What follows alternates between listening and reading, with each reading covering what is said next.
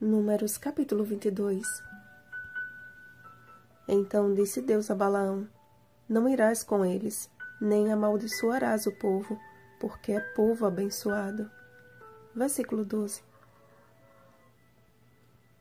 As constantes vitórias sobre os seus inimigos, o milagroso livramento do Mar Vermelho e os prodígios de Deus em favor de Israel no Egito fez deste povo o mais temido entre as nações.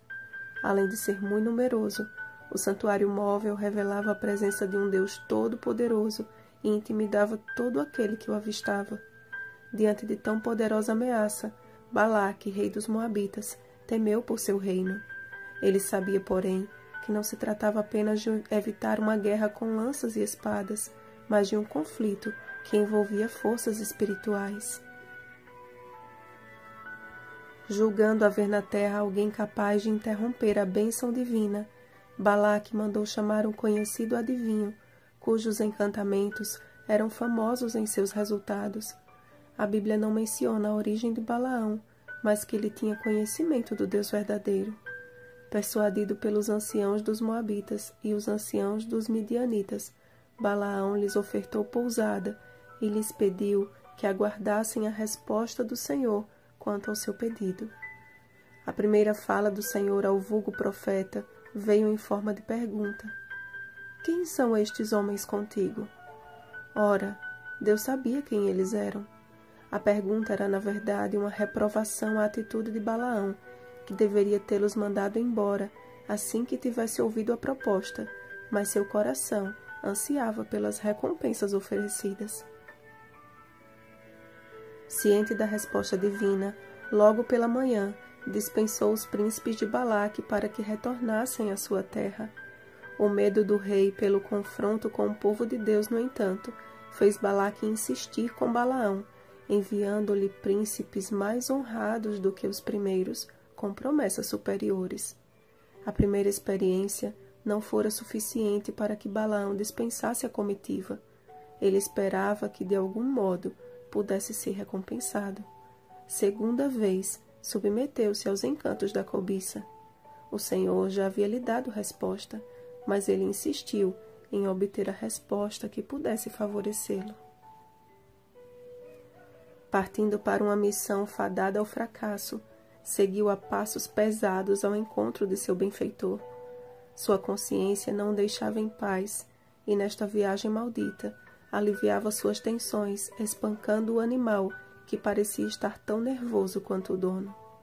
Por 3 vezes, o anjo do Senhor se pôs no caminho de Balaão, a fim de tirar-lhe a vida, e por 3 vezes a jumenta que o carregava o livrou da morte. Então, o Senhor fez falar a jumenta, que iniciou o diálogo mais estranho da história da humanidade. Balaão estava tão desorientado que não se deu conta de estar conversando com um animal, até que Deus abriu seus olhos e ele viu o anjo do Senhor, que estava no caminho, com a sua espada desembainhada na mão. Prostrado com o rosto em terra, Balaão recebeu as últimas orientações acerca do que fazer e, ao chegar diante do monarca de Moabe, deixou claro de que seus encantamentos não poderiam prevalecer diante da vontade de Deus. A palavra que Deus puser na minha boca, essa falarei. Levado para lugares cada vez mais altos, Balaão viu dali a parte mais próxima do povo. Olhando de cima, Balaque considerava lançar sobre Israel a maldição que os destruiria, ignorando que do mais alto lugar há um Deus que cuida do seu povo. A atitude de Balaão frente às ofertas de Balaque representa a atitude de muitos frente às ofertas de Satanás. Mesmo reconhecendo a reprovação divina quanto ao mal que os assedia, até resistem por um tempo, mas retornando o inimigo com mais tentadoras sugestões, sem resistência moral e espiritual, ignorando o poder que lhes foi dado a resistir à primeira oferta, são deixados a seguir pelo caminho que escolheram. E mesmo que usem o nome do Senhor para justificar suas escolhas, em seu íntimo há um conflito gerado pela conscienciosa certeza de que estão partindo para um caminho contrário à vontade de Deus. Faz parte integrante da fé cristã acreditar em relatos como o dilúvio, o grande peixe que engoliu o profeta Jonas e a conversa entre Balaão e a sua jumenta.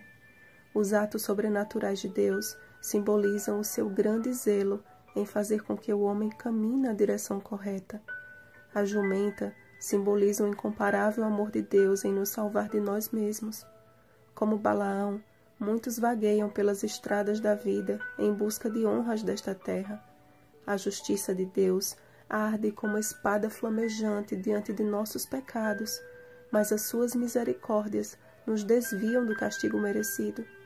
Convencidos de que estamos seguindo na direção certa, somos comprimidos pelas circunstâncias e a dor e o sofrimento tornam-se instrumentos para nos despertar de nossa letargia. Então, desviados e feridos, nos sentimos desamparados, como quem perde o chão. Tudo isso, no entanto, se não reconhecido como atos de Deus para nos salvar, provocam no homem o desejo de vingança e olhamos para as nossas frustrações com a mesma ira de Balaão por seu animal de carga. O mesmo Deus que converteu a língua de uma jumenta em língua de erudito é aquele que age em defesa de seu povo hoje. Inimigos podem até nos olhar de cima e assumirem posições mais elevadas, mas a nossa confiança deve estar em Deus. Elevo os olhos para os montes. De onde me virá o socorro? O meu socorro vem do Senhor, que fez o céu e a terra. Salmo 121, versículos 1 e 2. Nada neste mundo é mais amado por Deus do que o seu povo. Somos alvos das bênçãos e das misericórdias divinas. Não incorramos no erro da igreja de Pérgamo, que sustentavam a doutrina de Balaão, o qual ensinava Balaque a armar ciladas diante dos filhos de Israel para comerem coisas sacrificadas aos ídolos e praticarem a prostituição. Apocalipse capítulo 2, versículo 14.